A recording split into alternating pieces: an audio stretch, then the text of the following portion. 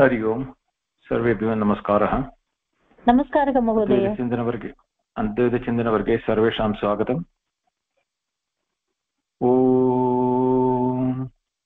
नमो ब्रह्मादिभ्यो ब्रह्मविद्यासम्प्रदायकर्तृभ्यो वंशऋषिभ्यो महद्भ्यो नमो गुरुभ्यः। शङ्करं शङ्कराचार्यं केशवं बादरायणं सूत्रभाष्यकृतौ वन्दे भगवन्तौ पुनः पुनः। ईश्वरो गुरुरात्मेति मूर्तिभेदविभागिने व्योमवद्व्याप्तदेहाय दक्षिणामूर्तये नमः। सदाशिवसमारम्भां शङ्कराचार्यमध्यमाम् अस्मदाचार्यपर्यन्तां वन्दे गुरुपरम्पराम्। श्रुतिस्मृतिपुराणानाम् आलयं करुणालयं Namami भगवत्पादशङ्करं लोकशङ्करम्.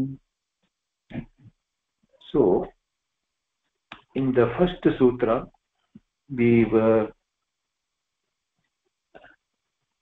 just explaining the first word atha, thereafter. So as an explanation to thereafter, it was said that it is even though the word atha has got different meanings, here the meaning is only with related to what is called thereafter. Anandaryartham means after something this. So when it comes to that, we found that the usage of the word atha calls for what is that which is before that, so that thereafter has a meaning for it. It was the question answer session in this regard that we have a comparison between the Purva Mimamsa and the Uttara Mimamsa, or the Vedic part of the ritualistic part and Upasana part of the Vedas, vis-a-vis the Tattva or the Upanishad part or the philosophical part of it. Obviously, the previous part had its own sutras, which is called Jaiminiya Sutra or Mimamsa Sutra, which is, I think, it starts with Athato Dharma Jitnyasa. Therefore, Athato Brahma Jitnyasa, for the philosophical part, the sutras which are being made by Badarayana, has to be having a special purpose. So in this case, we find that the opponent here, or the people who are taking the question from Shankaracharya, are the people who are earlier taking the Vedic part or ritualistic part and Upasana part, and they had not given much weightage or thought towards the philosophy or the Upanishad part. They were considering it as eulogy or Arthavada, as just talking about Brahma as an entity, rather than there is a Jiva Brahma Aikya, or the philosophy Advaita is. They didn't see that until Shankaracharya explained it through his commentaries. Even though the philosophy of Advaita was being prevalent, but nobody has written a systematic analytical method in which he has done it in the Upanishads and the Brahma Sutra and the Gita. So as a Prasthanatraya, or the three main pillars of Advaita, the dependency on the Brahma Sutra is due to this, because it calls for, after having done certain things,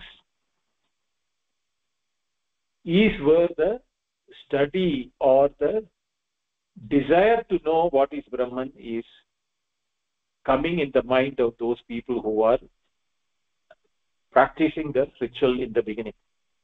Even though there is a reference to this in the Mundaka Upanishad, Pariksha Lokan Karmachitan Brahmanam Nirveda Mahayat Nastya Krita Kridena Tad Vijnanartham Sa Gurumeva Vigachet Srimikpaim Shotriyam Brahmanishtam. That mantra says about that. Pariksha Lokan Karmachitan. So karmachinan, those who have been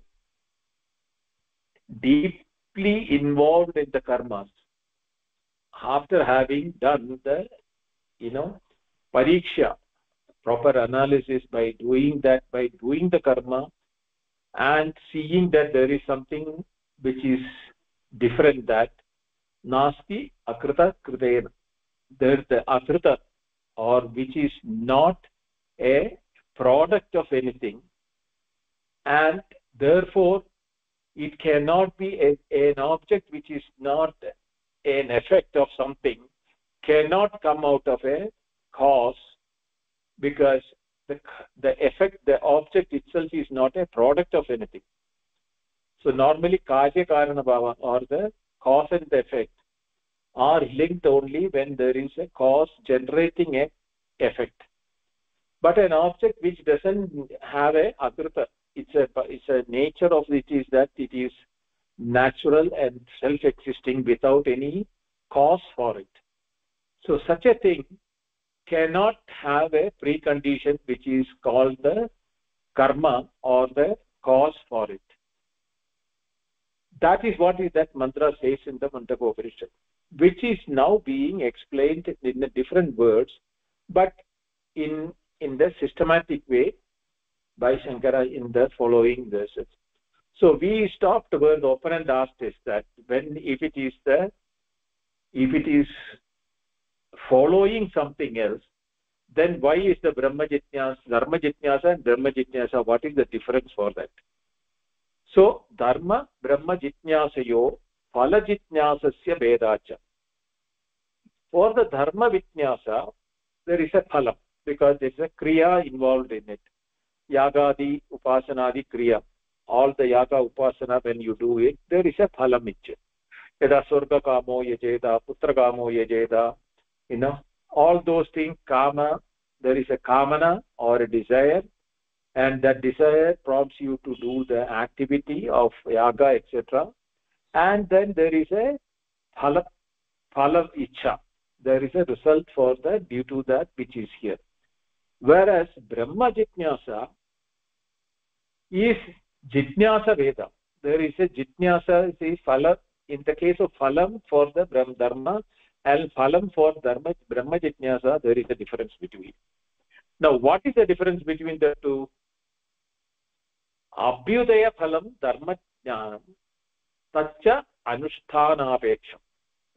Abhyudayam means prosperity, such as heaven or son, progeny, or cattle, wealth, etc., or is the prosperity as a result, as a fruit of an activity, is what is born out of Dharma Jnanam. By the Dharma here, we should take it as the Dharma Mimamsa or the Purva Mimamsa. So by knowing the Purva Mimamsa and the Anushthanam, what is the way it is to be done, and the ritualistic part of everything, is predominantly what you call propelled and forced by desirous people with the desire of prosperity, either heaven for the life after, or within the life itself, Swarga Kama, Pashuyaga, or Putra Kama, all those things are coming under that, whether the wealth or progeny or cattle, etc., or even the rain, all those things are part of that Dharma Jnana Abhyudaya Phalam. Tacha Anushtana Apeksham. That also, not only that, Anushtana Apeksham means it depends upon the way in which it is being done. If it is properly done, you get the result. If you don't see the result, means there is some lacuna somewhere, and that has not been done properly. Therefore, there is a direct result between. Just now, for example, even if you see a potter making a pot, the method in which he makes the pot depends upon the quality of the pot, whether it will remain, it is strength, whether it is leaking, or whether it is out of shape. All those things is based on the activity with which he is doing. So the result, the kriya or the phalam, the kriya dependent. It is dependent upon the activity in which it is being done. So there is a anushtana apeksham for that in the case of dharma jnanam. What is the case with the brahma jnanam? Nishrayasa phalam tu brahma jnanam na cha anushthanantara apeksham. That nishrayasa phalam, nishrayasa means that state of emancipation or freedom from all limitations. That is the phalam, that is the fruit of the brahma jnanam, or by the following the method of brahma jitnyasa. Nacha anushthanantara apeksham. Here there is no anushtanam, or there is something which is because of which the knowledge of Brahma is conditioned by the activity for knowing the Brahma. Now, why it is that he is explaining it in this next two sentences, we should understand that the moksha or the nishrayasa phalam is moksha. That is the two brahmajnanam is contained that of the brahmajnanam. What is the brahmajnanam here talking about? Jiva Brahma Aikyam. That is what is called nishrayasa phalam. That there is absolutely no difference between the Jivatma and the Paramatma, or the difference which we are feeling that we are limited Jiva, and that of Brahma, which is the Brihatva, the Satyajnanam Anandam Brahma, or Vijnanam Anandam Brahma. That type of a definition of Brahma, and how is it that as a limited individual, I am not that, can be removed by the word that you are, Tattvamasi. That one statement, how can it create that knowledge? Is there no need for any anushtanam? Is there any requirement of any activity before that, so that when I go through the Upanishads and the Gita or the Brahma Sutra, I should get the knowledge. It should happen immediately that Tattvamasi is something which should be known immediately the moment I hear it. Because Anushtana Apeshta Vandaram, there is no Anushtanam for that. Is that way in which Shankara is saying that there is no need of any Anushtanam for it, even though there is a standard saying that Shravana Manana Nididhyasana are the requirement. But that Shravana Manana Nididhyasana are not for Jnanam. That Jnanam or the knowledge doesn't need the Shravana Manana Nididhyasana. The Jnanam which is talking about Brahma Jnanam is the Aparoksha Jnanam, or the direct knowledge of one's own real nature. Now, why does this one different this knowledge of Aparoksha Jnanam doesn't happen this Shravana Samakare Eva? The time you listen to that, if the Upanishad says Tattvamasi or Aham Brahmasmi, Prajnanam Brahma, I am Atma Brahma, if these statements are made, which is the Jiva Brahma Aikya statement is being made, that is not happening. So there is a saying that Shravana Manana Nididhyasana are required. Even the Upanishad says, Are Maitreyi Drashtavya, Shrotavyo, Mantavyo, Nididhyasitavya is the Brihadaranya Upanishad mantra. So doesn't it mean that there is a Anushtana requirement? Is the question which can come from the opponent about it. For that, what Acharya says is that Bhavyaha cha dharma jitnyasayoho jnana kale asti purusha vyapara tantrastvat. Bhavyaha means that what is to be generated out of dharma jitnyasa of the ritualistic aspects of jnana kale eva asti. It is that what is to be known is only applicable during that time when it is being practiced. Now, it is not that the Swarga Kama Yajna is being done throughout your life. Only when you are doing that Yajna, you are reminded about the procedures of the Yajna, and you are also thinking about the result about it. And the result is Bhavyam. whether you get the heaven in the life after is not known now. So you have a faith and you accept it as that I have done the ritual correctly, I suppose so, and I may get Surga, but there is no link directly between the result and the bhavyam and the karma. Or in the case of putra kama or pashukama or dhanakama, you may see the result in this life itself. So there you can find out whether the activity has gone in the right way or not. But in either case, whatever may be that, whether it is the life after here or in this life itself, Purusha Vyapara Tantratvat. So Tantra means the method in which it is being done or the effort. And what type of an effort? Purusha Vyapara.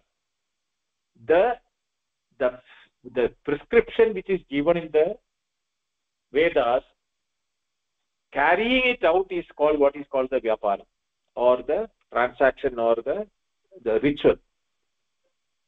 And that is dependent upon on the person who is doing it. The person who is doing, if he is well trained, well acquainted, he knows all the rules and regulations, and he doesn't miss out any steps in the procedure. All those are the dependencies on the person while for this activity of dharma jnana, on the ritualistic part of it. So there is a lot of dependency on the person who is doing it. Then what Shankara says is that ihatu bhudam means nityam. Bhudam Brahma. Here the Brahma is jitnasyam nityatvat na purusha tantra purusha vyapara tantra. Now this is what there are two other terminology which you may hear when in the word is called kartru tantram and vastu tantram. This purusha vyapara tantram can be mentioned in this way also. What is depending upon the purusha is called the kartu. The purusha who does the vyapara or purusha who is doing the rituals is called a kartu or a doer. So doer dependency is there for kartrudanta vishaya, means whatever is cause and effect is dependent upon the doer. The doership, the proper way of doing, and the time and the space and the location, all those things are coming under the kartrutantram or purusha vyapara tantram. But ihatu, in this case, in the case of brahma jitnyasa or the knowing of Brahman is concerned, Brahmaha tu Bhudam. Bhudam Brahma. It is Nitya. It is not something which is going now to be created by of any activity. It is ever existent, Nityam, what is called Nityam, and because it is Nityam, it is not a product of any Purusha Tantra. There is no doership, activity or anything. For example, let us take somebody wants to know fire. The fire is something which is there present anytime, anywhere, and which you can be seen. Wherever fire is there, you can see it there. But the fire cannot be a result of the person who is creating the fire, the dependency on the fire. The nature of fire. I'm not talking about the quantity or the the spread, etc. about it. Those are all not. The fire as an object is not controlled by the person who is creating the fire. The fire has got an inherent property which is eternal in nature. Wherever fire is there, it has got the light and the heat. The light and the heat of the fire is nitya or eternal. For that, there is no dependency on a person who is creating the fire. Therefore, same way, Brahma, which is nitya vastu, that is not created by anybody. It is ever present, It is eternal and omniscient, omnipresent. All those things is the nature of Brahma. We are not going into the definition of Brahma here. It will come up much later. Only the eternal aspect is which is being mentioned here. That the eternal nature of Brahma is not dependent upon the individual who is trying to know what is Brahma. Your activity to know Brahma will not change in the way in which Brahma is there now. And when you are knowing that Jiva Brahma Aikyam, or the individual and the Brahma are non-different, when it is that Jivo Brahmaiva Napara, that there is no, in the essence, there is no difference between the individual and the cosmic. That when that statement is being made, there is no activity that is required for creating for the individual to know that Aham Brahmasmi, that I am Brahma. The Aham Brahmasmi is not a Kriya Janaka Vachakam, or a sentence born out of an activity. So to know yourself, you don't need to do any activity. You know yourself all the time, but you don't know what is the nature of yourself. That is a different aspect. But don't have to do any activity to know yourself. Ahamasmi, I am, is not a product of any activity. Therefore, Purusha Vyapara Tantram is not applicable in the case of. Therefore, it is not dependent upon the effort of the one who is trying to know what is the tattvam, or what is the truth behind or what is my nature. Your nature is there, ever present in yourself. You are not knowing your present nature is due to something else that we are not talking to it now. But the nature that what you are is immaterial of what type of effort you put to know yourself. That is always there. That will be always in the same way, present even now, in the past, and in future it is the same. There is not going to be any change. That is why Yatna Vyapajarati in the Adhyasa Bhashya, when Shankara said, that which doesn't change is Satyam, and that is called Nityam also. The Satyam and Nityam are not two different things.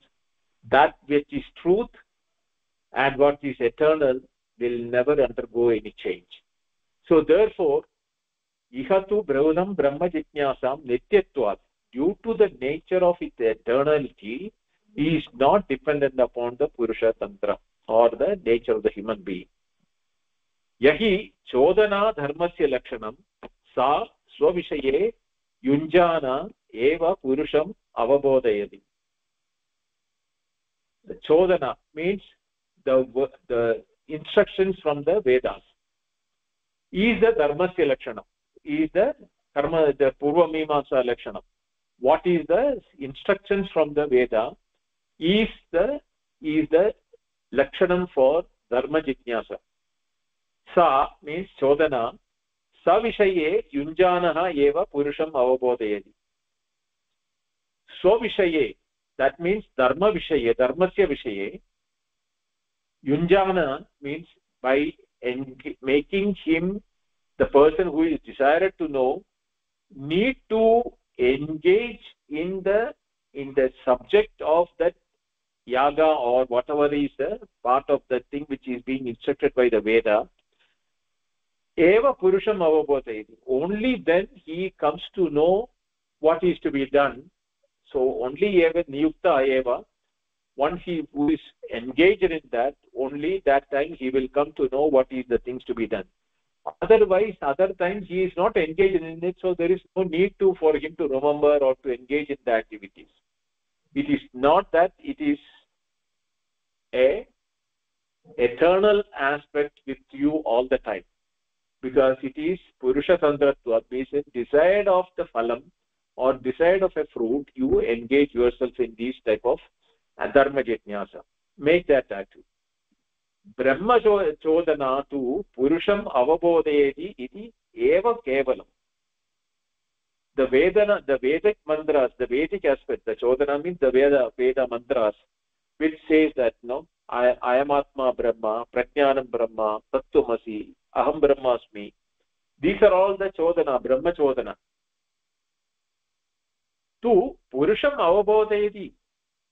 By the statement alone, the knowledge is generated. Iti eva kevalam. That is the only activity for the Brahma Jitnyasa, or the statements of about regarding Brahma in the Vedas. It is telling the nature of the Brahma, nature of the Atma, and Jiva, Atma or Brahma. There is no difference, is what the Upanishad is teaching us. There is no activity to be done. Therefore, there is no what you call Purvapara, means something to be done before, and that activity will generate the knowledge. No, nothing of that sort is there. It is the nature in which this Vedic mantras or the Upanishad mantra is the generating the knowledge in the time of listening eva. That is why Shavapotayati eva kevala means Shravana Samakale eva Jnanam Bhavati. But Jnanam, does it become a Avarosha Jnanam or not, is different, because there is that is the time when we have to consider what is the Chitta Shuddhi, when the mind is in a position to understand the meaning, in the intended meaning of the statement. Because Brahma as a vastu, even though it is nitya, it cannot be described by words. Therefore, there is a limitation with the Brahma Chavadana. So, indicative Lakshana Vakya, when it being heard, if it doesn't convert it into an Aproksha Jnanam or a direct perception for the individual, that is due to the instruments with which he is able to have the lacuna for the listening, that not the statement and the knowledge. They are direct. The statement has the direct, it is just like light and the object getting lit. There is no gap between the light falling on the object and the object being lit. That is the way in which that Brahma Chodana. Avabodhasya chodana janyatvat na purusha avabodhe niyunjeta. So here what happens, this chodana janyatvat, the knowledge is not an injunction but per se. As per the Purva Mimamsa, it is not an injunction. We're saying that Shrotavyo, Mantavyo, Niditya, Sidavya is not for Shravana.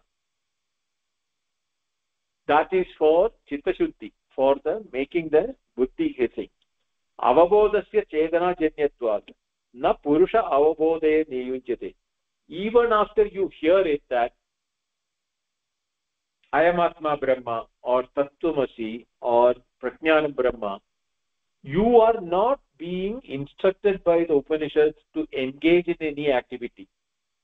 Whereas Putrakamo Yajeta, that one who is desirous of a child should engage in the yaga of Putrakameshti, there is an injunction.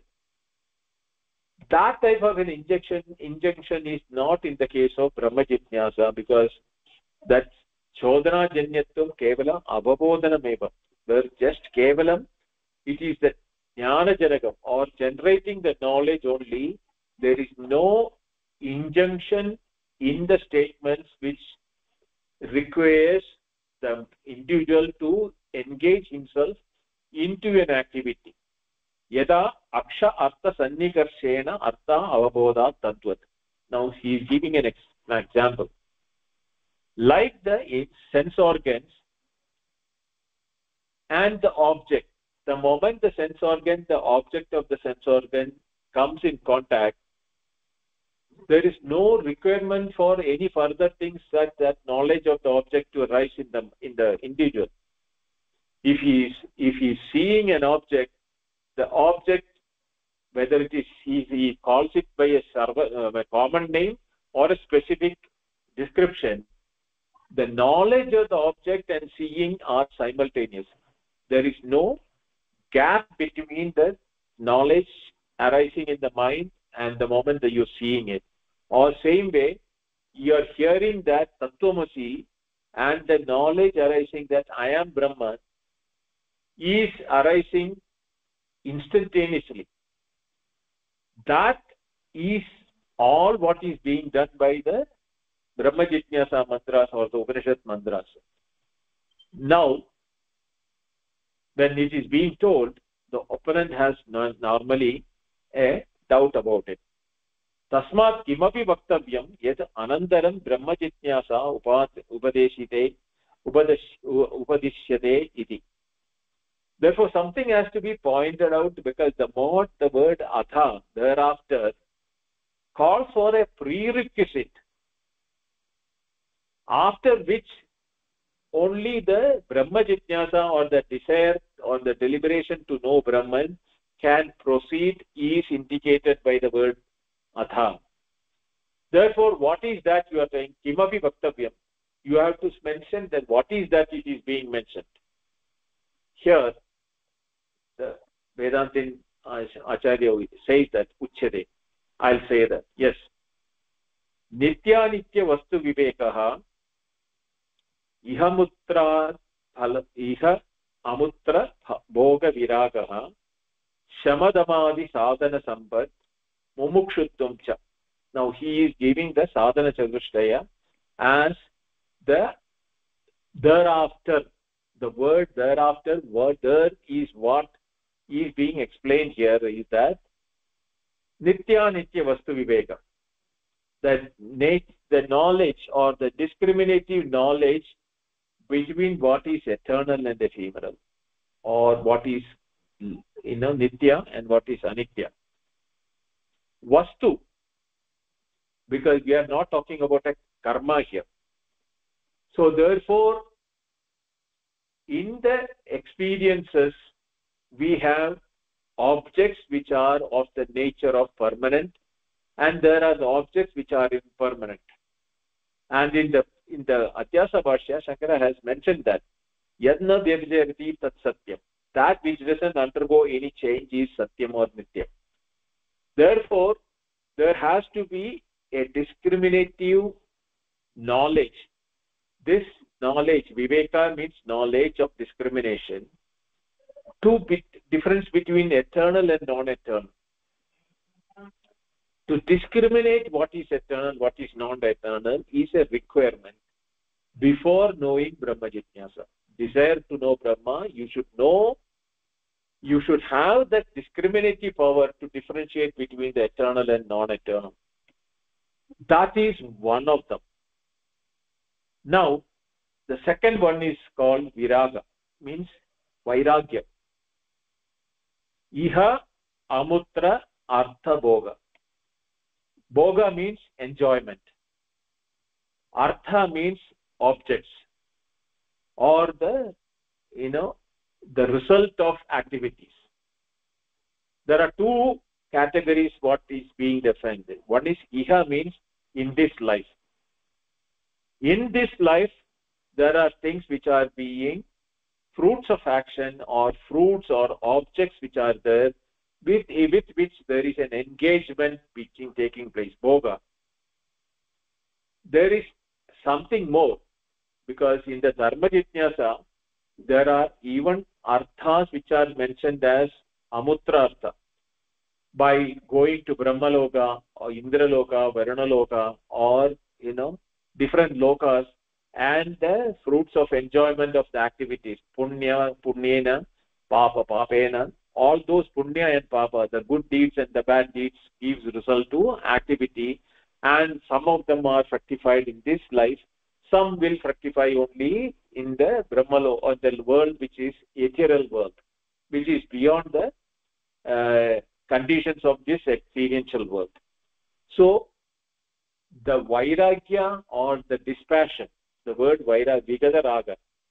Raga means, the desire, the deep desire to enjoy is called Raga.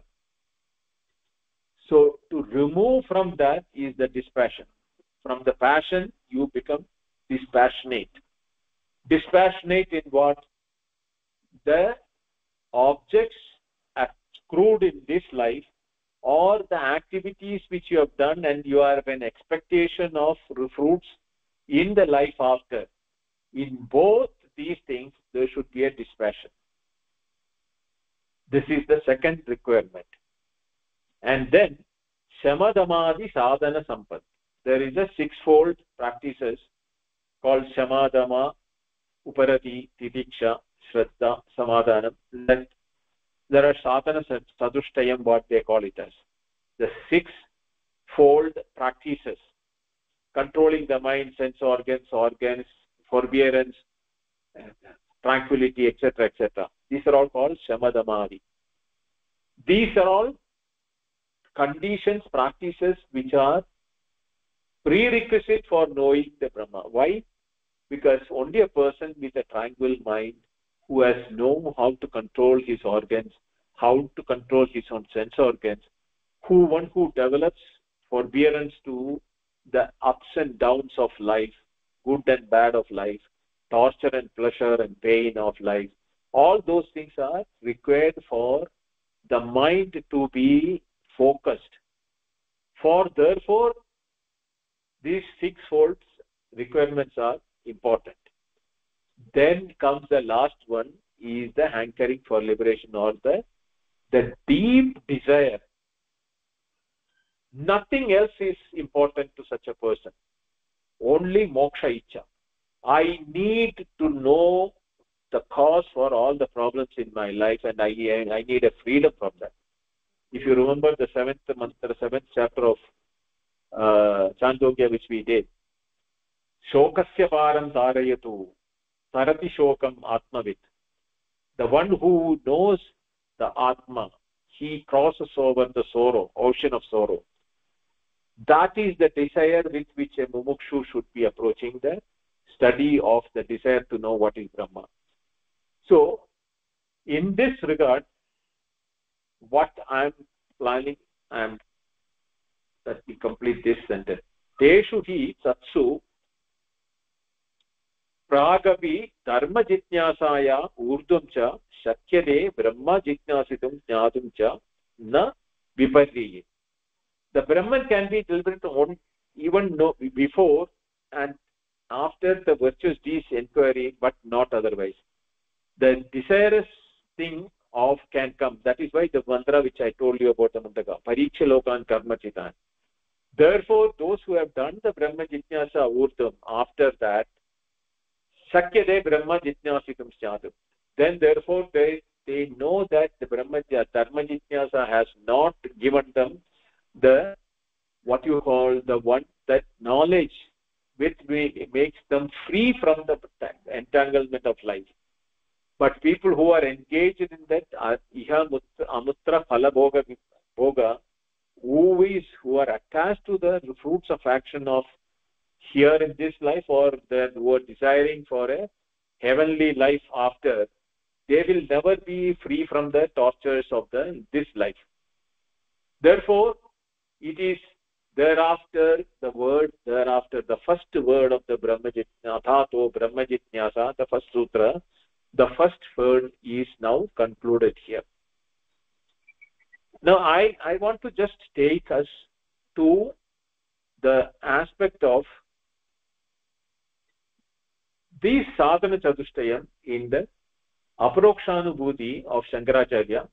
For some of you it may be a revision, but for others we can see that how Shankara has explained these sadhana chatushtayam in the aprokshanubhuti.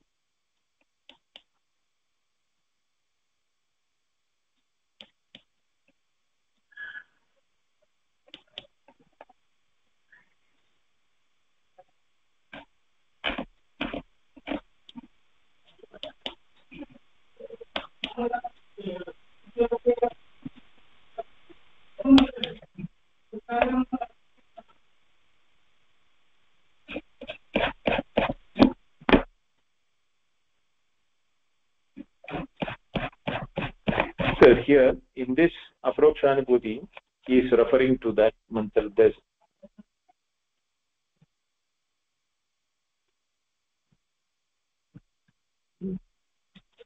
Swavarnashrama dharmena tapasa haritoshanat sadhanam cha bhavet pumsa vairagyadi chatushtayam. Here in this book, he is referring to the, what you call, the vairagya as the first one.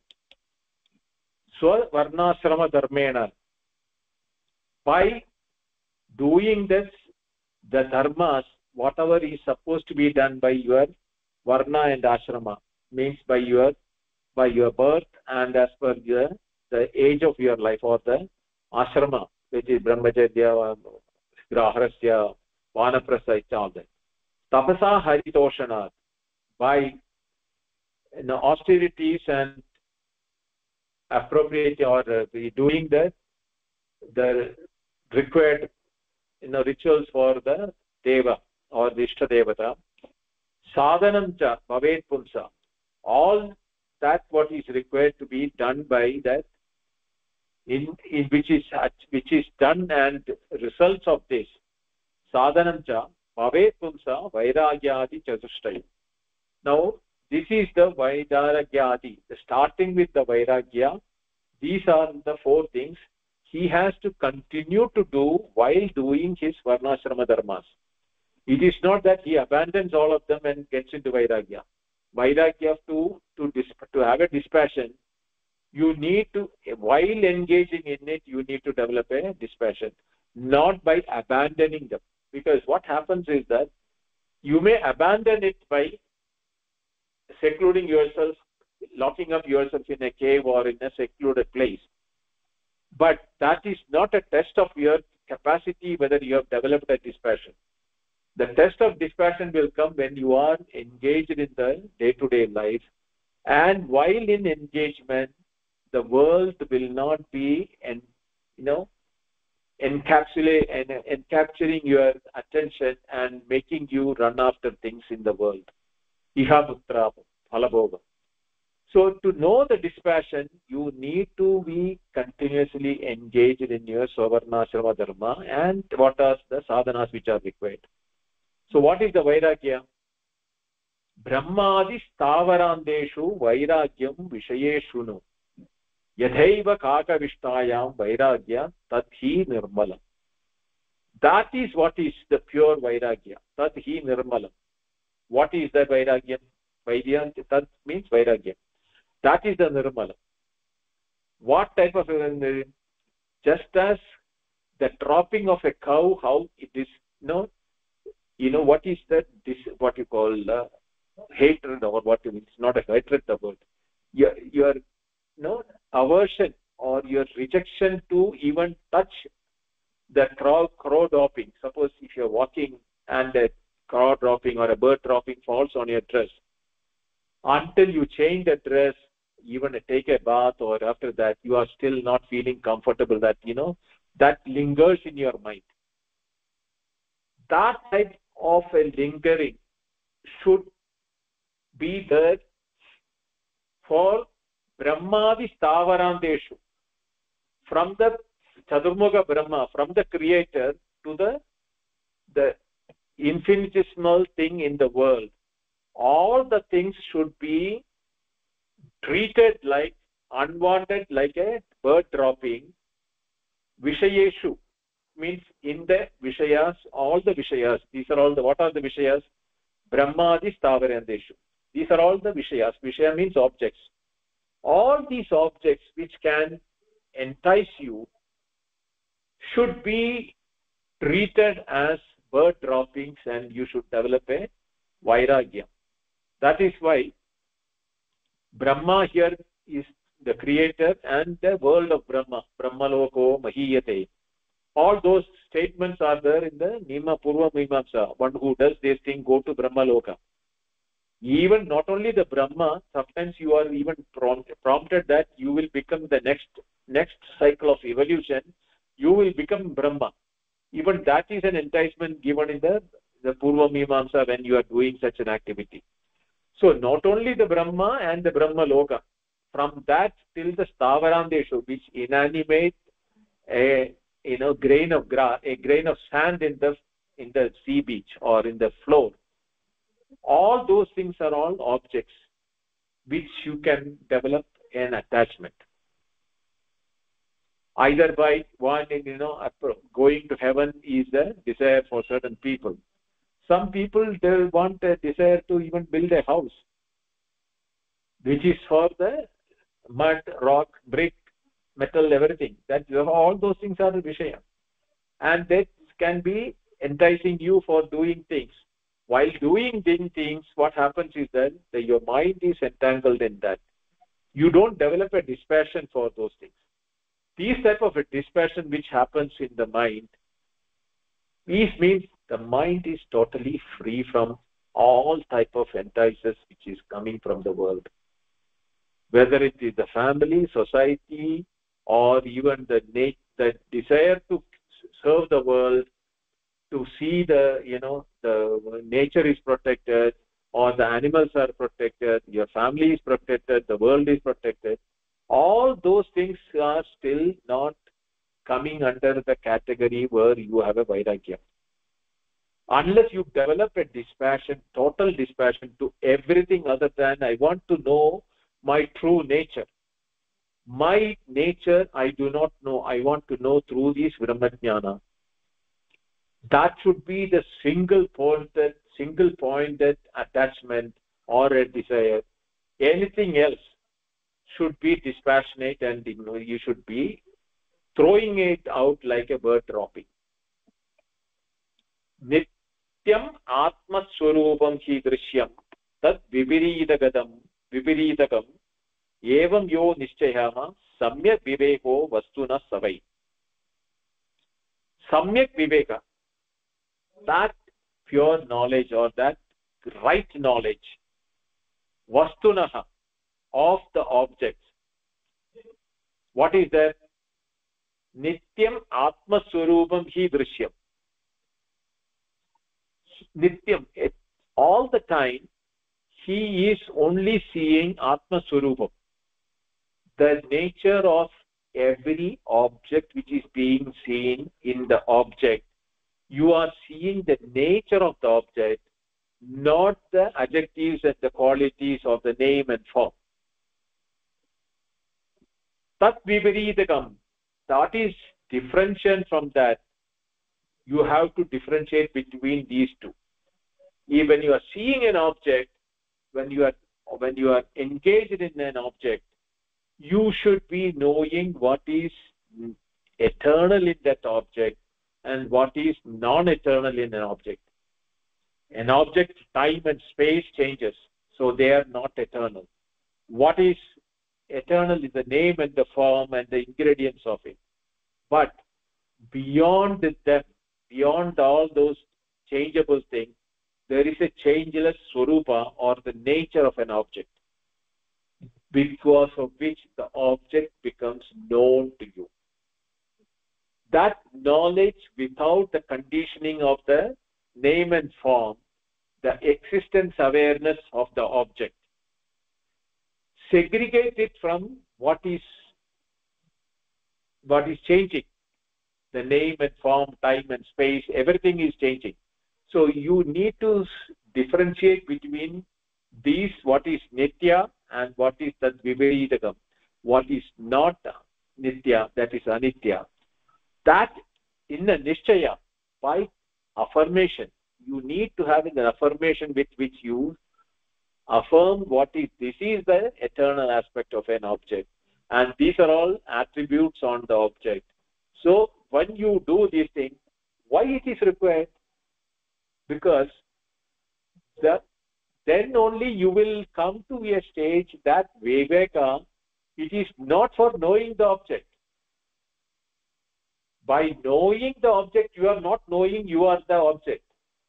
We all have a what you call misunderstanding that when sarvam khalu idam brahma, that statement from the Upanishad is being said, all what we see is Brahma. No. Sadatmana, as the nature in which the objects have got their swarupa in each one of them, that is the Brahma. Not the name and form and the time and the space in which they are changing, ever changing. The eternal values of an object, eternal value of an object, in an ever-changing apparent form and time and space and everything, is the common which is in every object, including yourself. Then only aham brahmasmi can materialize in ourselves when we see that statement. Therefore, we need to segregate what is anitya, what is changing in every object, and what is the changeless aspect of every object. And when you develop this in the objective world, you will be able to do that on the individual yourself also. This is why that nitya nitya vastu viveka is important. When you do that, that is the time when you are sharpening the way in which you identify yourself, and you are able to identify your own nature present in everything. This is why this viveka is very important. That differentiating between the nitya and the anitya. That is vastu viveka swarupa.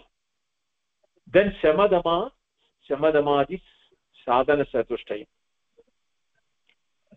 Sadaiva vasana tyagaha shamo ayam iti shabditaha. Nigraho bahyavrityanam dama iti abhidiyate. Sadaiva, all the time. Vasana tyaga. The subconscious desires which is prompting the individual to get in a activity mode or into the engagement in the world outside. Controlling of that the innate nature of us, identifying each one of them and putting an end to that this is prompted by my innate nature, internal desire which is arising out of me. And controlling that is what shama ayam iti shabditaha. That is what is called the shama. Based on that, the bahya vritti dama ityavidiyate. When the internal desires spring up in our inner bosom, and that is prompted the external organs, whether the organs of sense organs or organs of action, bahya vritti, they engage in the world outside prompted by these internal desires. That is what is called the bahya vritti, and controlling of that is called the dhamma. So both shama and dhamma go hand in hand. Unless you identify that as a innate desire, which is the prime reason because of which my external organs are getting engaged in the world outside, you will not be able to control the outside engagement. Unless you identify that, you will not be able to identify it as a desire which is innate in nature, and that is the nature of the mind, and it is not my swarupa.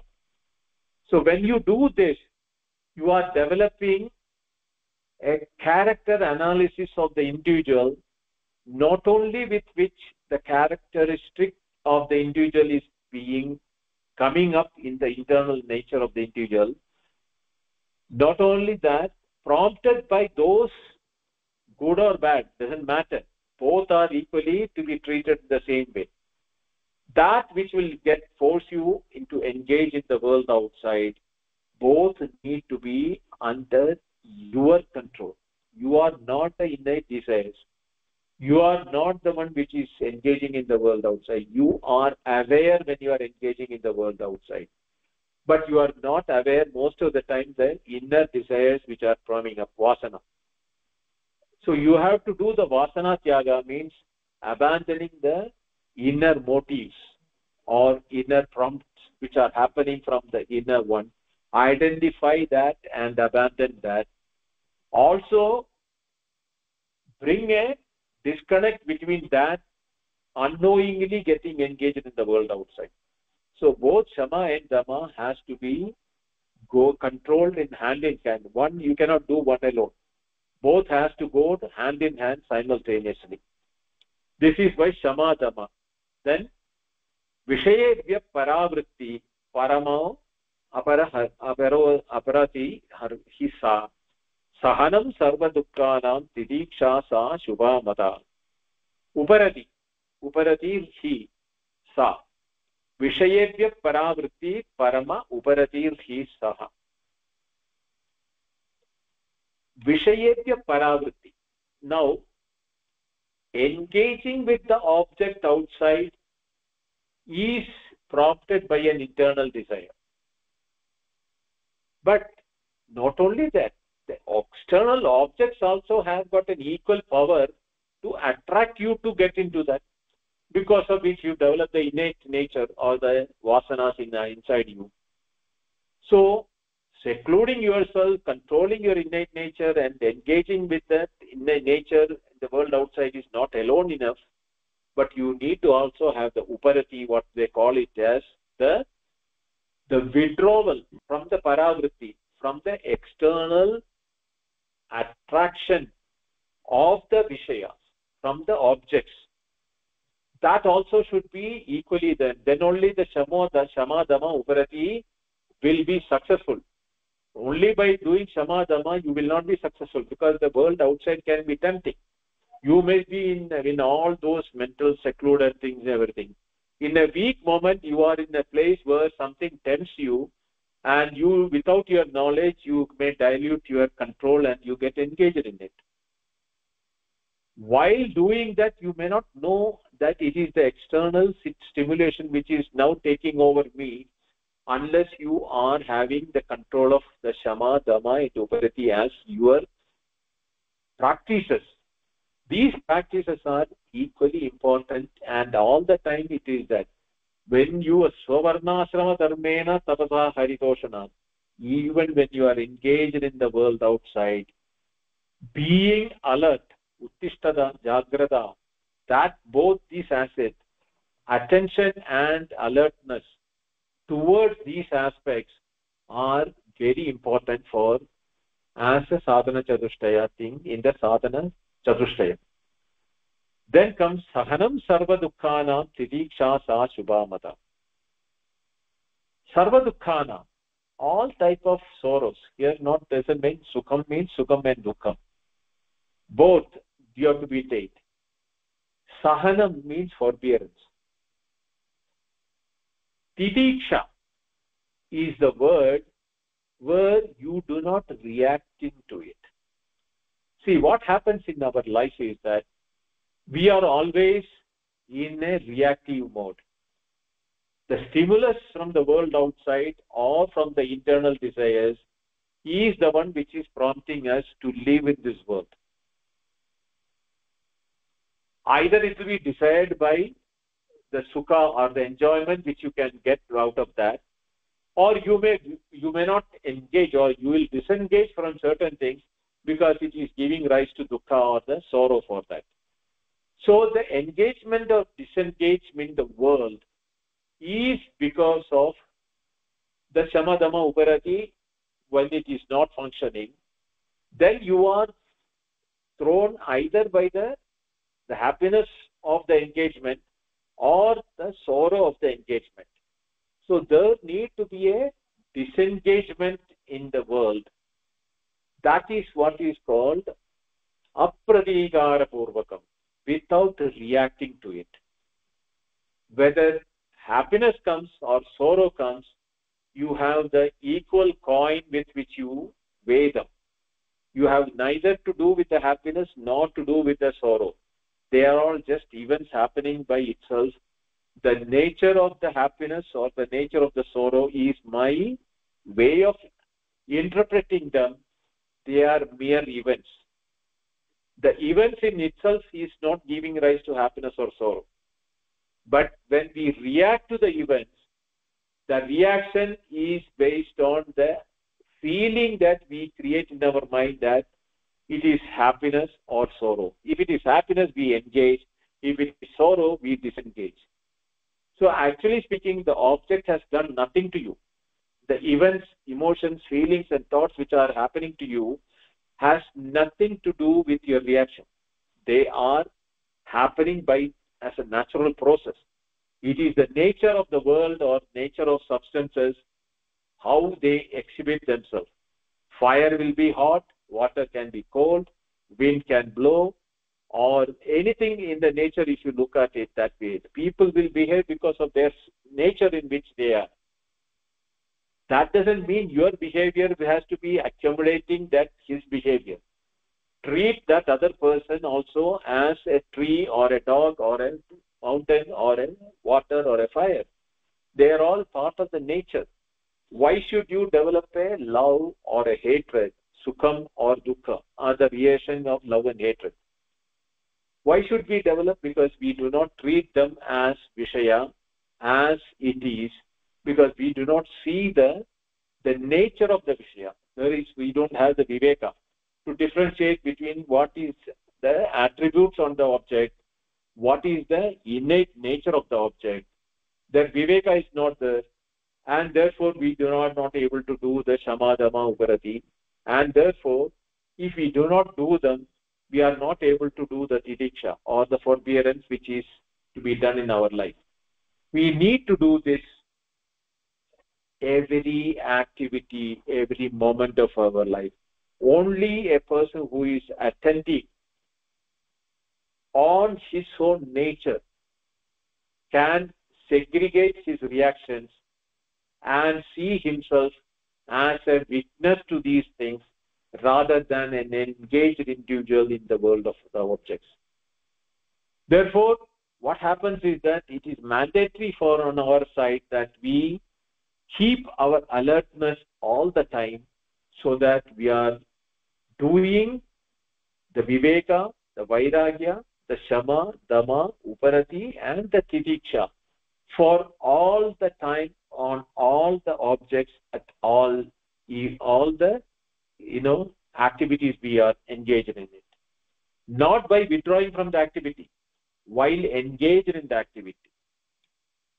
If such a person is there, then there are two things which is happening by natural progression. It is called Shraddha and Samadhana. Nigamacharya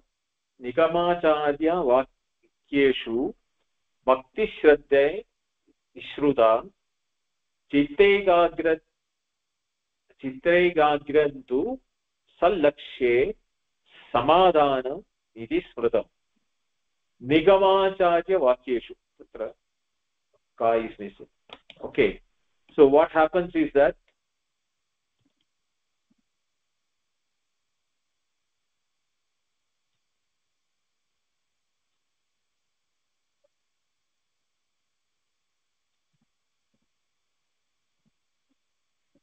Nigamacharya. Nigama means here that from the Acharya, Veda, Guru, Vachaneshu, that is Nigama, Agama, Nigama. Veda, Guru, Vachaneshu is what is that? Bhakti. A sort of devotion. Because we are not knowing what is the Shraddha, Samadhana, Uparati, Tidiksha, Viveka, when we are doing right, when we are doing. We do not have any guidance from the nature from outside. Only the Shastras, Upanishads, Vakya and the Guru, when it is being told, we have a reference with which we can evaluate whether you are doing the right thing or wrong thing. Unless you have a devotion towards or an appreciation for these things, whether Shastra Vakya or Guru Vakya, you will not be able to put into practice all the things which you have been talking about from the beginning, Viveka, Vairagya, Shama, Dhamma, Uparati, Tidiksha. So for that, you need to develop the devotion. And when you develop this devotion, bhakti, you are having an attitude of Shraddha. Shraddha is an attitude of devotion. It is not devotion per se. It is an attitude with which a devotion is being done to the Nigamacharya Vakyeshu. And when it is being done, when you have a Shraddha, and with the Shraddha, with that you practice all the Viveka, Vairagya, Shama, Dhamma, Uparati, Tidiksha, the Shraddha will help you towards Samadhana.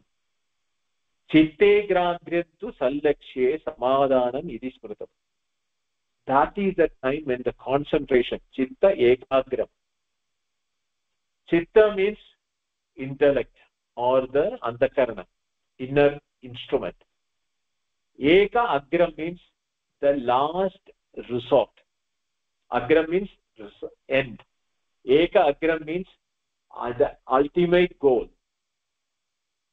In that, if you want to fix your intellect or in your inner instrument of being, when all these things done, when you have the Shraddha, that will give you the potency for concentration into such an extent that your mind is no more wavering, not being taken away by anything. You are not engaging with the mind outside. You are engaged in a state of peaceful existence with your own being. That peaceful feeling, what you feel inside, when the inner instrument is not perturbed with the different thoughts and different feelings and emotions and turmoil which goes in the mind, when none of these things takes, you are at peace with yourself, and that is what is called samadhana. So these are the Shat Sambatti, Viveka Vairagya Shat Sambatti. Samsara Bandha Vinirmukti Kadam Me Syat Kada Vide Iti Ya Drida Buddhir Vyakta Sa Mumukshuda. Samsara Bandha Vinirmukti, freedom from entanglement with the vagaries of life. How can that happen to me? This was the same question which Narada asked Sanat Kumara. The masters like you have been telling that Tarati Shokam Atma, the one who knows Atma, has crossed over the ocean of sorrows or from the entanglement of the worldly objects and life. So, Katam Syat, how can that happen to me? Ease should be the desire with which you should be living every moment of your life. Sudrida Buddhi, that affirmed mind with which that I want to be free from the vagaries of life. Nothing in the life is permanent. I have seen all of them are changing from my childhood till now. The world has changed, the objects have changed, my desires have changed, my likes have changed, my dislikes have changed, my parents have changed, my society has changed, everything has changed. And everything is changing, and in the changing world, I am not finding a permanent peace anywhere. How can I have that eternal peace which I am looking for? Worldwide, the world, whatever happens in the world, it doesn't touch me anymore. That is what is called the samsara bandha vinirmukti.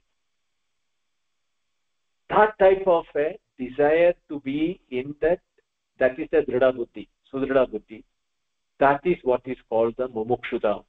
This is Shankaracharya's own words in the Aparokshanubhuti, which I incidentally thought will give a better clarity, because in the Brahma Sutra he is not going to get into the details of it. He is only just listing the four of them.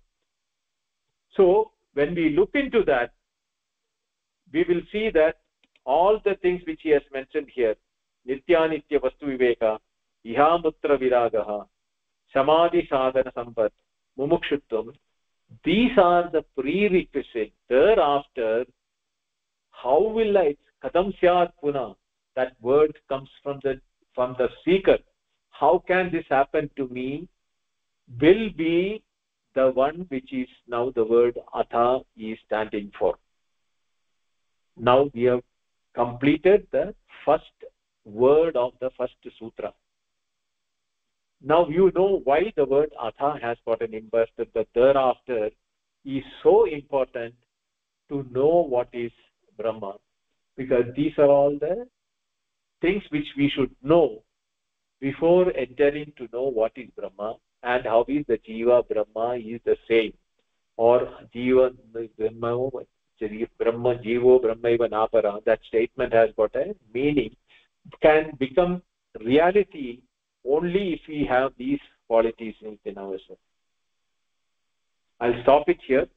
In the remaining part The next is the word, the second word, Atha Shabda, which we will take it up in the next class. Tasmat Atha Shabdena iti. That is where we will resume in the next class. Any questions? न महोदय. Mahodaya, Tatra, so it was very good, so many points. Just want to mention some things and then you can answer. So practice knowing at all time that people are not doing things, gunas are acting, so don't react. That is a very good way to practice at all times, because usually our trouble comes in interaction with people only. So and hence the reaction and then the reaction to that, so it just continues. So to remember that the gunas are acting, like it's mentioned in Bhagavad Gita also. Then other thing is that the objects also have the power to attract us always towards them. So hence, therefore, not to be in the reactive mode. Then in this Dharma Jignasa and Brahma Jignasa, so today you are explaining Atha, in that Atha, thereafter. So here it is said that before or after the Dharma Jignasa, this can be practiced. I'll listen to your recording one more time to get so is Shankara saying that both that it's not needed, the Dharma Jignasa is not needed to practice Brahma Jignasa. At the same time, even after it has been practiced, this can come also. Then another thing is, so the phalas, the rituals that are prescribed, since everything is an avastha, why would they have rituals with the phalas, results being promised? Like, yes, if the rituals are done exactly to the point, then the results come, while everything is not happening according to individual persons or personas. That is another thing. Then everything is not Brahman, as in Sarvam Khalu Idam Brahma. It is, so what I am getting out of that is nothing other than Brahma can exist. So in that way, that appearance is also coming of Brahman, but we need to remember that behind the appearance is who the real Brahma Tattva, Brahman is, that of whom, because of whom this is all appearing, but that appearance is not Brahman, it is the substratum. Okay, so those were my questions. So the first question, or first thing which you say is that the world objects are attracting and we are dealing with the people as a reaction. 90% or 95% or even 99% of the time, we do not give even a slightest inclination that the world is reacting because how you are reacting, how you have been reacting. We think that we are always perfect and it is all, the cause is from the world outside.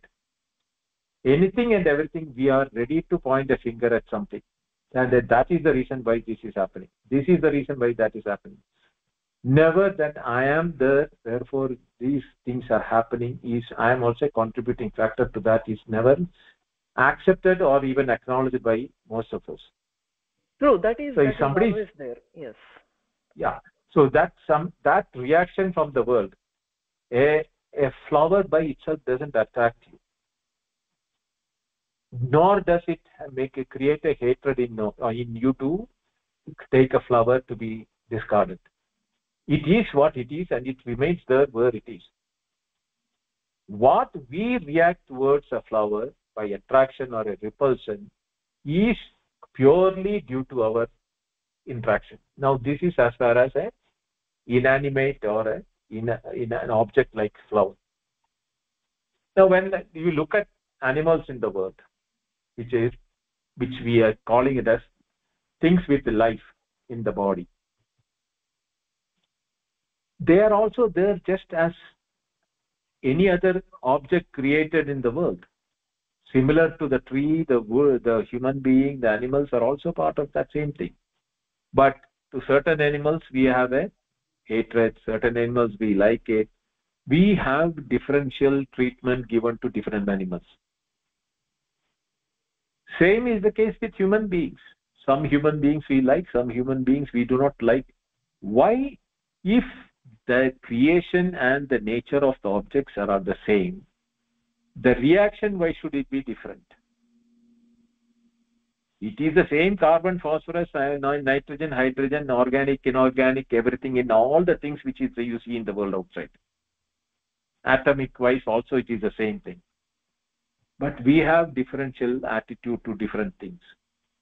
It shows that the world outside is not the cause. Cause is from us. We define, we decide, and we react. So the whole solution has to happen in us, not in the world outside. The world will be like the world what it is. When we change our definitions, the desires and the reactions, the world also will acknowledge that, because when you are reacting in a certain way, interfering, the other world has to other object in the world has to interfere. If you are angry at a dog, and if it bites you, it is not because the dog wants to bite you, because you did something, it bites you, right? Or something like somebody is misbehaving, you do not know what you have done sometime back in your life or sometime earlier, which is now you have forgotten, but that person remembers and he reacts it that way. So we cannot really control how things from the world outside will, until we correct ourselves. And as long as we keep correcting, whatever we have done in the past will keep coming to us. That is the time when titiksha is required, forbearance is required to deal with them, that I do not generate a new reaction in the world. At the same time, whatever reactions I have created in the world, I am absorbing and emancipating that and dissolving it, so that I do not have a new set of reactions available from the world outside. This is how it has to be seen. Very good. Right. Now, in your second portion on the Gita thing, what did you ask me? No, it was not about the Gita, actually. It is, I don't remember the order now. I thought you wrote down and you are asking me from your writing. I wrote down, no, but I did not number them. I just read them all out. Okay. So, let's see. Then let me just pick one. Everything is not Brahman. So, when we say Sarvam Khalu Idam Brahma, there, it does not mean that appearance is not Brahman also. So, I just wanted to say there, for clarification, that since nothing else can exist in Brahman except Brahman alone, anything that appears also, it is referred to as his sankalpa, his just mere will. All this, comes into appearance. We know by our own experience that we go into deep sleep where nothing existed, and then we just spring into this appearance world. So we don't, that's not Brahman. Appearance is not Brahman because it's not permanent, comes and goes. Can we say it is of Brahman? But what you are saying is that we have to remember that it's appearing in Brahman. So that is the part that we have to focus on and practice. Okay, here you should understand one thing. When we say Nitya Vastu Viveka, So we are talking about the vastu or the objects in itself as eternal and non-eternal. And Brahma we know is eternal, and the Shruti Vakya Sarvam Khalidam means all this is Brahman. How in that case, how can there be an eternal and non-eternal when Brahma's nature is eternal? Is the question in summary what you are asking? Yes, because there is I, the awareness. Actually, there is no I there, so there is the awareness. Then there is this swabhava, nature. Right. So what we should understand is that when we are looking at any object, we see there are things which are changing, and there is an aspect of non-changing nature of the object by itself, which we call it as sat or jnanam, or the awareness or the existence of the object. Sorry. What we attribute as changing is the adjectives which we are putting on it. You should understand that there is no adjective per se in any object. Did an adjective exist in the object, or is the adjective existing in our definition?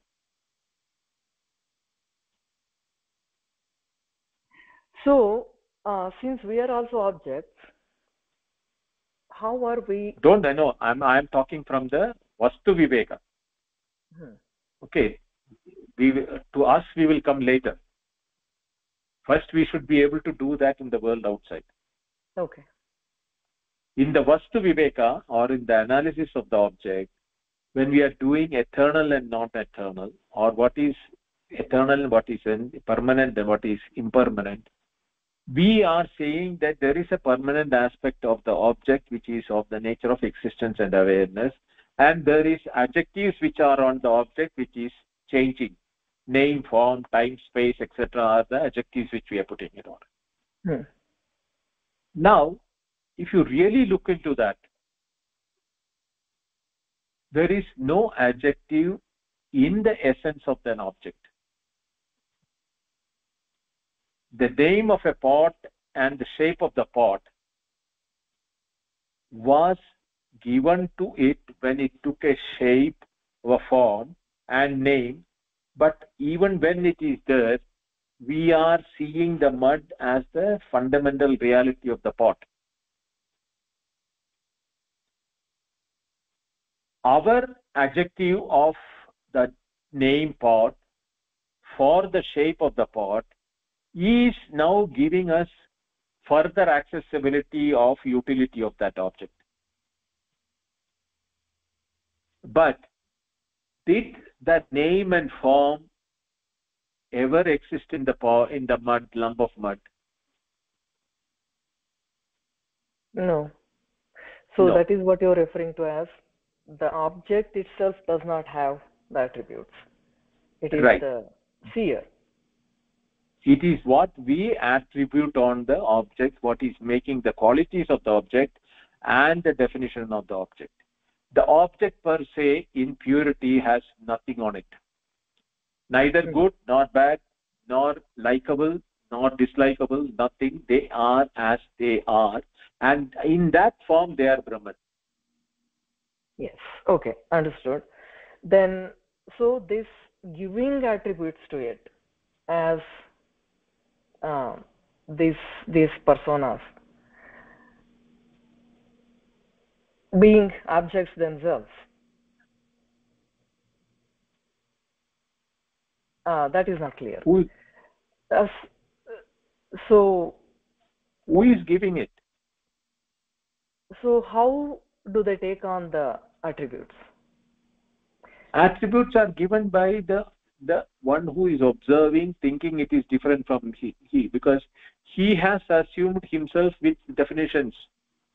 He has on himself, he has given attributes, descriptions, conditions, and to match those definitions and differentiation conditions, you are now defining the otherness, because you have defined the other object as other from you.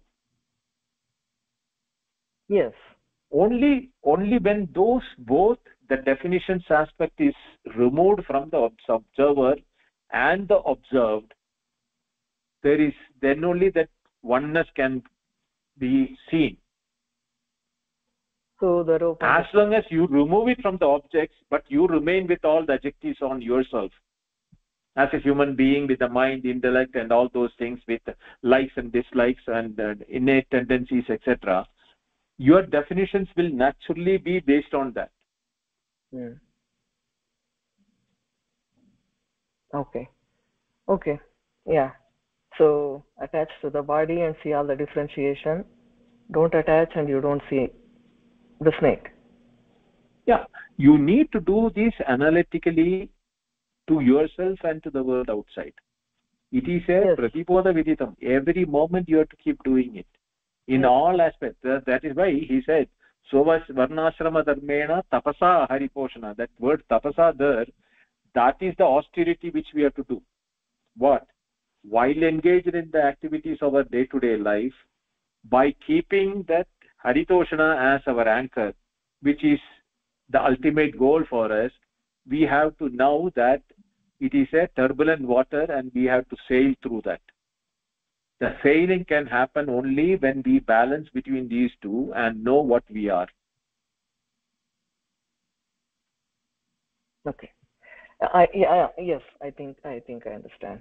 The point to focus on is, again, you have mentioned this before too, but thank you for explaining it again. So the point to focus on is attaching to the body. You see the differentiation. No point in trying to understand that. When we don't attach to the body, then you don't see the differentiation. That is what is to be remembered and practiced. Is that correct? Yes. Okay. I think the others are probably... Anybody else having questions? Atmishya? Yeah, can you hear me okay? Yes, I can hear you. If it gets bad, tell me and I'll move. I'm in a bad spot. So everything you spoke about really answered to my question, but I want to just double check a few things. I also want to thank you for not responding to the last that I reached out to you, and you didn't really respond to what I was putting forward. That was perfect. So what was bothering me at the beginning of the class that I wanted to bring forward was specifically this idea of something being unchanging. A couple months ago, the idea of something being eternal, or that was bothering me because I wanted to find confirmation that this was not talking about eternal as in a duration of time. So I think with this idea of unchanging, I'm very good with truth being without attributes. A lot of ways it's spoken of. But the unchanging, it seems like it easily gets turned into kind of a story of something that's always somehow in time, but I don't know. I feel like it can be easily,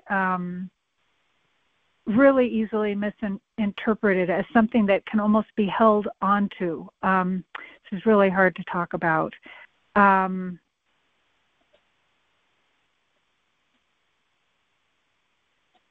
Do you think that there's something very specific that using the word unchanging is pointed to that I need to further investigate? Because, for instance, the without attributes, the existence, consciousness, bliss, all these things I feel very, very clear and convinced about. But the word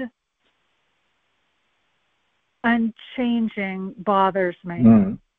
Okay. See, if you remember, I told in the other class that mind cannot think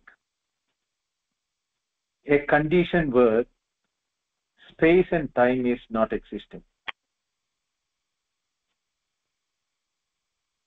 Both space and time are changing all the time. So the unchanging has to be outside the space and time. So when we are using the word unchanging, that has to be a state where the changes of space and time also is being observed, but not changing along with the space and time.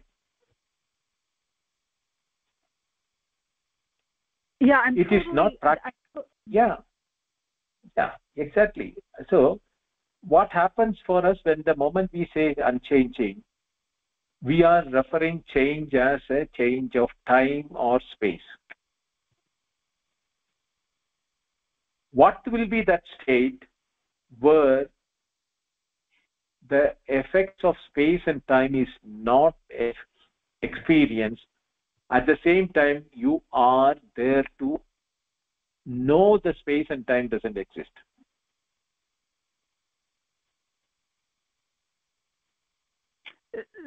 So this is all good. This is all totally good.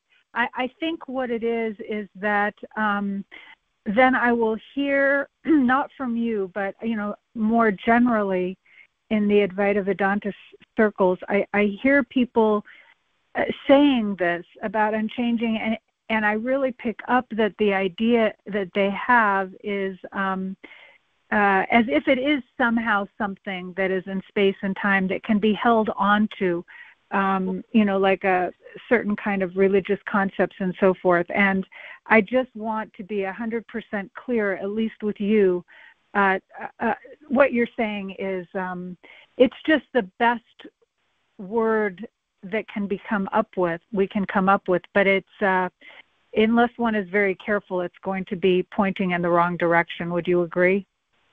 Yes, I agree with you.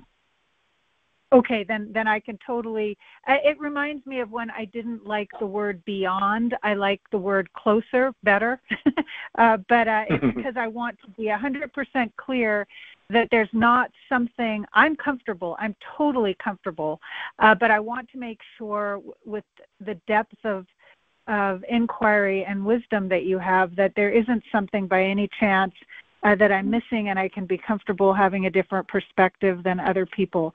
I want to bring up a little bit of one other thing, which is this, what I tried to communicate to you in the last week, to see if you it was a huge learning. If you have any comment on this. So what I have now realized is that it's possible to continue to have a certain amount of support in the spiritual path where so many things are cut out from under us and we lose reference points and we lose, relationships and we see through our ideas, that there still may be things that are familiar to us, like that it's easy to miss that there's still somehow a certain kind of identification. So in the case of what I've realized over the last week or two is that, that the place I live, the place that I go out in these natural wild places that I'm very familiar with, I don't know the specific locations because I walk long distances, but I have a great sense of familiarity. And when I'm in these places, I have the mind is really very, very much not present. And yet I'm physically engaged through the body, say by walking or just sitting and being out in these places for, several days or weeks, or at times it's been months on end. What I hadn't realized is that the idea of losing even being in that place, which is familiar, it really undercut something. I'll end here in a minute, but it's almost like an elevator cord just being cut. It's just this sense of disengagement. And my conclusion right now in my mind is that a person could even have that sense of familiarity, say, if they were on a spiritual path but they were married, and they'd have this other human being that they have a sense of familiarity with, and that there's something to understand about really when more and more of even anything familiar is just cut away, and where that leaves one, like you said today, with really just nowhere at all to go for any kind of identification. And it was not apparent to me because the identification was not personal or human or anything like that. Have I said this in a way that you can speak to this at all? Because it was a really shattering thing that I hadn't expected at all. Okay. See, the word familiar and, a social, either it's a location or a family or a scenario or a living ambience in which you will conduct your day-to-day life. These are all right, which we bring it into the term called familiarity. Now, these are all based on the identification of what we have defined ourselves as what we are. What we are, and therefore we are familiar, is what we have now defined, and therefore the familiarity gets a definition from based on what we define as ourselves as. But the question is coming is that are you with the definitions, or are you on which the definitions are being attributed? So when you know that your true nature and the attributions to define what you are, male, female, age, location, family, husband, wife, location, all those things are secondary definitions after having defined what you are. Now, what you define yourself as is with the type of qualities you entertain in your mind and the intellect, or the antakarana. That is what is the first definition with which you are identifying with it. That is what I call the individuality definition. Now, here what we are talking about is that while engaged in with the familiar world of outside, the engagement is with the individuality, not with your true nature, which is beyond the definitions of the individuality. While remaining at the individual level for the transactional purpose with the world outside, if you are anchored knowing what is your true nature, neither the surrounding, the familiarity, or nothing will get disconnected from your engagement, and you don't get attracted nor repulsed by them. You will know that they are just mere happenings. Like, in a dream, when things are happening, you are not knowing it is happening. But when you woke up and when you knew that it was a dream, it never bothered you anymore. That type of a sense of relief while living will come to you, knowing very well that what is your true nature and what is the nature with which you are now performing the act of what you call ourselves as the individual. That is what is called what you call as the disconnect, but actually not getting disconnected. Knowing the nature of connection makes you feel disconnected.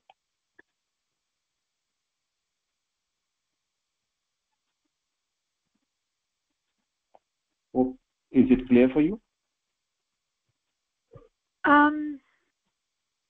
So everything that you said, I'm good with, and I agree. But there is something.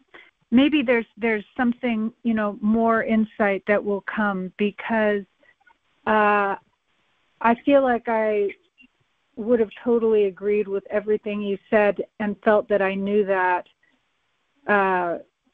a long time ago. This was really dramatic, really dramatic and unexpected. And maybe I still haven't quite even found a way to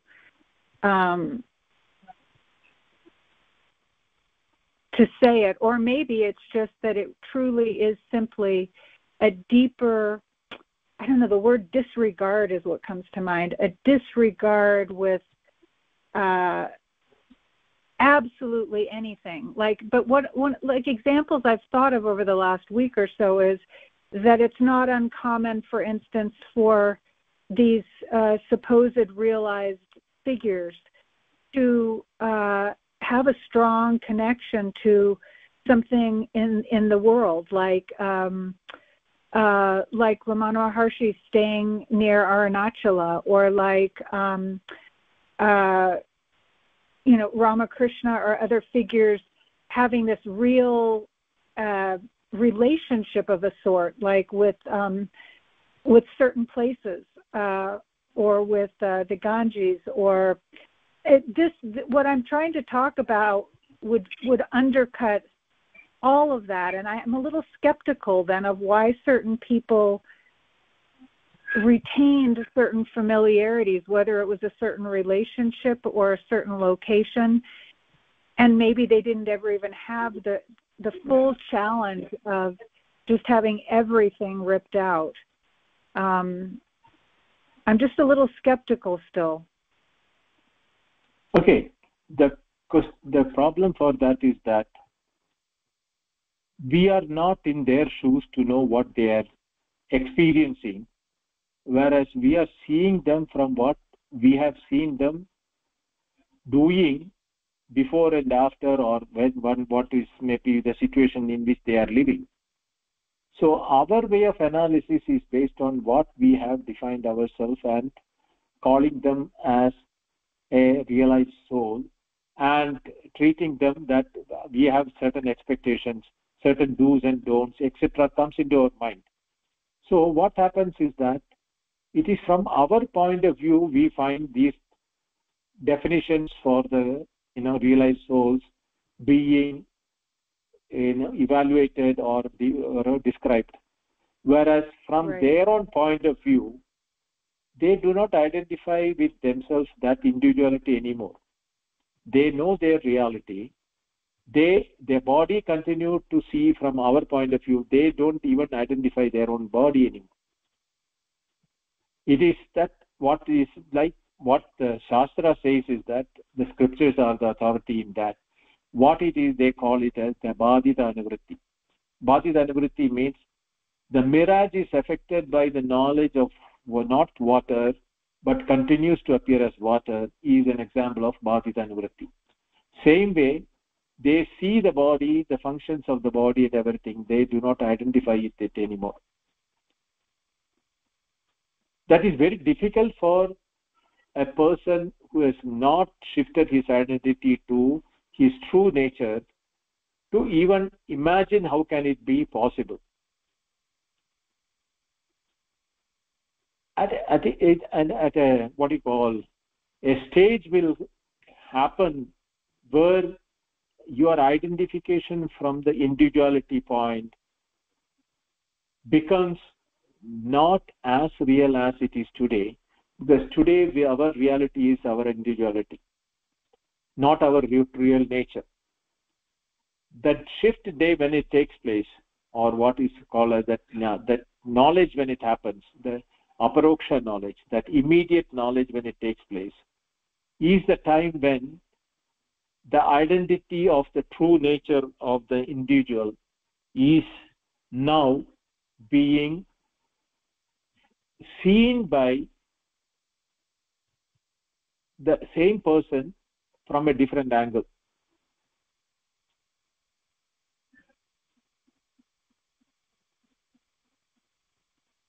Got it? Yeah. Yeah, I mean, and it is difficult for words, even with words, anybody can explain it. So that is why we have to depend upon what the Shastra says. And when these masters, when they talk, their talks are in gel with the Shastra or the Upanishad, what they think. Whether they have studied the Upanishad or not studied the Upanishad, they speak the same truth in their own language, which is in tune with the Upanishadic words. Therefore, we have to only say that, yes, the words of the Upanishads are from the masters, similar to those masters who have experienced that state, which is not at individual level, but rather from that pure nature of their being.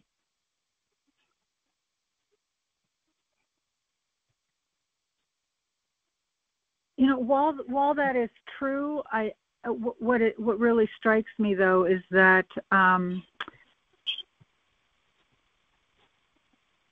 the words are terrible, but all we really have is exactly whatever is in and as our own awareness, and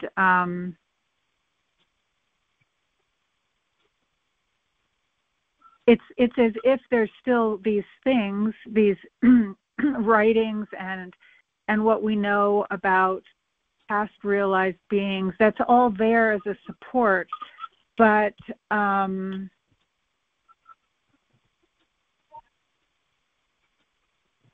everything just, at a certain point, no comparisons back and forth make any sense to me or have any, at a certain place, all there, okay, Artemisia, just look at this. Just look at this. This very moment, each one of us is that in identity, reality. Correct. So it should be present and continuously happening in us even now. But our actions are from the point of the ignorance that I am the individual. Right? The body will continue to function as the individual because the body, that is the nature of the body. But there will be a knowledge in the individual. These are the traits of the individuality with which I was identifying myself. I am in reality not anything to do with the individuality. It is an appearance.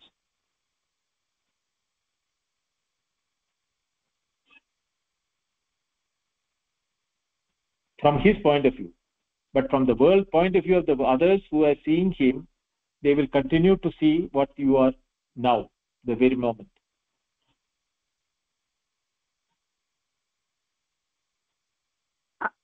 Yes, and it's okay. We can set it down right now. It's definitely a unexpected place right now. So all of this is good. Yeah, all of this is good, and I'll just stay with it. Thanks. Thank you. Any other questions?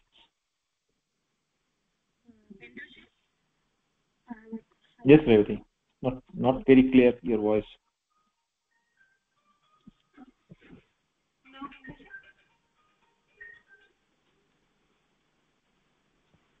Now, yeah, slightly better.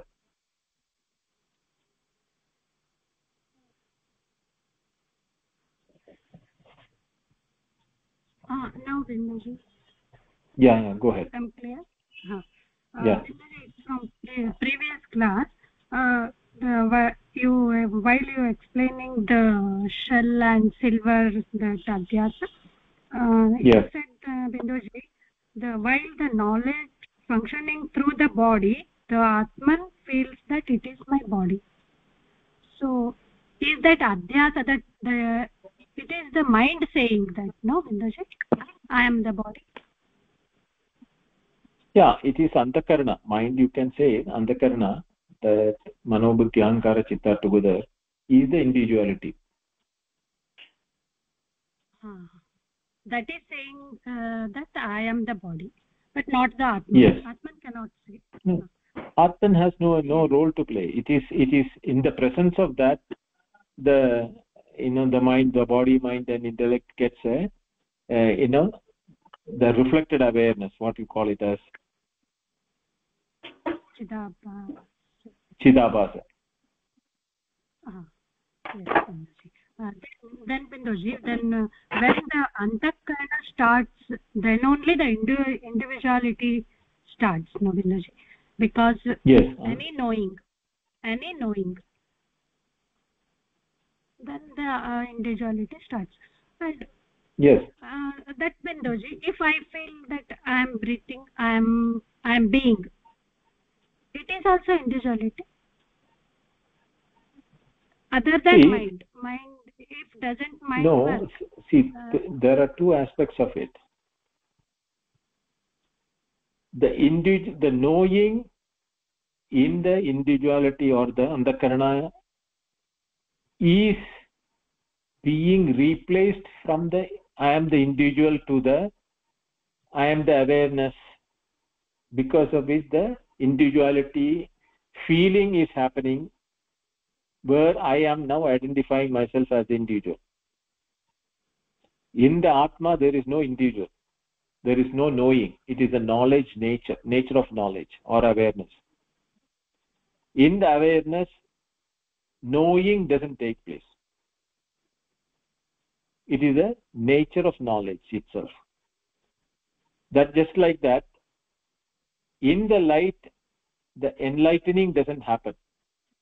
The light by itself, when it is passing through the sky, doesn't enlighten anything. Only when an object like a star, well, a planet or a moon or an earth or something comes there, that gets the light from the light, right?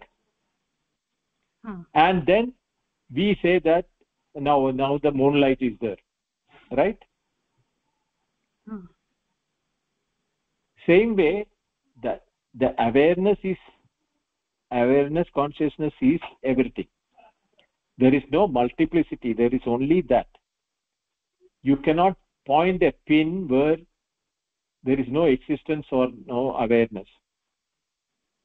Outside that, outside existence, you cannot even mention something is existing outside existence. That is contrary. But it is not it's something which will not stand logic. So everything is in existence, and existence itself is awareness. And that body and the mind intellect, these are all appearances in that. They are not separate from that. But the separatedness is due to a reflection which is happening in the individuality, feeling that the mind feels now I am the thing. It is just like the moon says, now it's my light with which this part of the earth is getting lit, because the sun is on the other side. So the moonlight is the one which is enlightening the earth. The moon starts thinking that actually moon doesn't have a light of its own, does it? Yes. The mind is then the mind is saying I am. Yeah, that's why in the shastra, that's why in the shastra the mind is considered to be a abode of moon. Moon is the abode, and the moon is the adhisthana devata. Yes.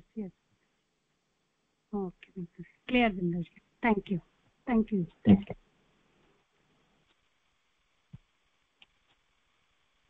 Bindu, do you have time for another couple? One?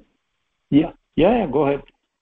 So just to help with the language, how do we see the appearance? We can't speak of it in terms of location, but in language, do you see that the appearance is in the substratum? It doesn't flow out of the substratum. So it is the substratum, that appearance, even though it's not Atman. It's in the substratum in a way. So how do you speak to this? Okay, the appearance is the one who sees the appearance, just as the water of the mirage is in the one who doesn't know it is a mirage. The water is not in the mirage, but in the knowledge of the one who has not the knowledge of the water, or in the nature of mirage, right? There is no water in the mirage, but the one who sees the water exists in his knowledge or in his idea, but not knowing the reality of the mirage, he attributes wateriness into the mirage, and therefore he sees the water in the world outside as a water, as a reflected water in the mirage.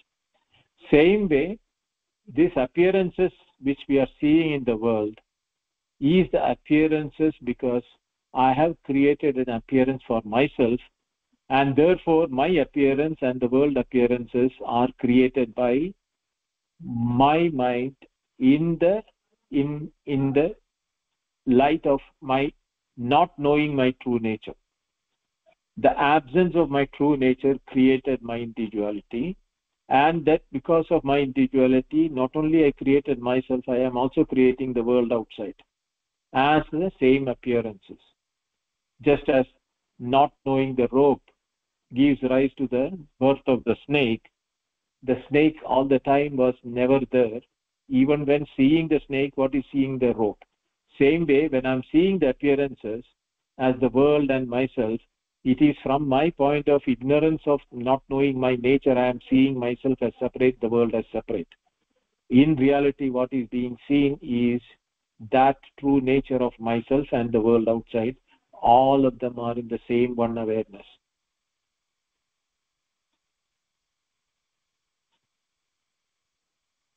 So help with this notion, I talked about it yesterday with the particle and wave. We see in the language of Advaita, particle and wave is an object, correct? Both particle and wave are an object? Yes. Will you, I mean, I know you don't like to blend science and Advaita, but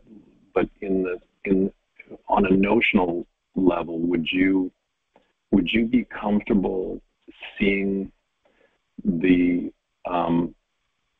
particle as manifestation and the wave as the unmanifest as potential? That, I mean, how would you talk about the wave in the language of Advaita if you had to? And Advaita doesn't define the wave or the particle or the appearances. They are all part of the whole projection of due to avidya or ignorance or maya. Everything, whatever you want to name it, there is only kevalam, or that alone is what is the reality. And when you do not know the reality, anything can appear in that. Whether it's a wave, particle, you, me, the whole world, it's all the appearances of that, not knowing that reality. Once you know the reality, you will be able to see the reality of the appearances as not different from that itself. The names and forms do not stand separate from the mud. Yeah. Okay. Thank you. Any other question? Otherwise, we can stop. So we'll continue next week. Okay. Om Purnamada Purnamidam Purnat Purnamudachyate Purnasya Purnamadaya Purnameva Vashishyate. Om Shanti Shanti Shanti. Harihi Om. Shri Gurubhyo Namaha. Harihi Om. Thank you. Dhanyawada. Namaskara. ಧನ್ಯವಾದ